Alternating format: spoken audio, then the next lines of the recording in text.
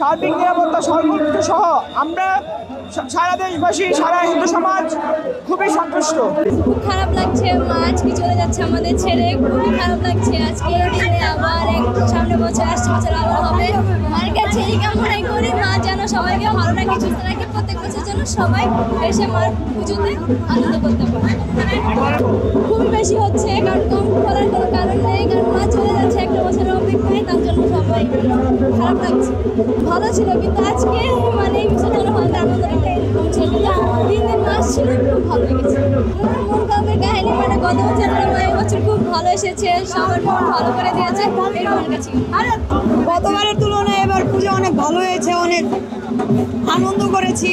তারপরে এই যে বিসর্জনা দিচ্ছি, হালকা তো মন খারাপ একটু লাগবে মার জন্য।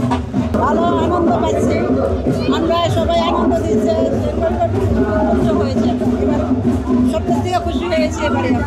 আজকের এই আনন্দ উল্লাসের সাথে আমাদের সকলের মনে একটু হলো আক্ষেপ বা কষ্ট থাকবে। মা চলে যাচ্ছেন, কৈলাসে ফিরবেন, আর মাকে আমরা বিদায় দিতে আসছি এবং আজকে বিদায়ের মাধ্যমে আপনার দেবীকে কৈলাসে চলে যাবেন, এটাই আমার কাছে। এবং এই দুর্গাপূজায় সার্বিক নিরাপত্তা সর্বোচ্চ সহ আমরা সারা দেশবাসী সারা হিন্দু সমাজ খুবই সন্তুষ্ট। অনেক কষ্ট লাগছে, কারণ মাকে আমরা 5টা দিন আনন্দের সহিত পূজা করেছি। আজ দেবীর শেষ দিন, এখন বিজয়ের দিন, বিজয়া দশমী। আজকে দেবীকে বিসর্জন দিতে মন চাচ্ছে না, তবুও দিতে হচ্ছে, কারণ প্রকৃতির নিয়মে সব কিছু চলবে। দেবী আবার আগামী বছর আসবেন আমাদের মাঝে, আমরা আবার দেবীকে আনন্দের সাথে এবং সুখের সাথে বরণ করে নিব।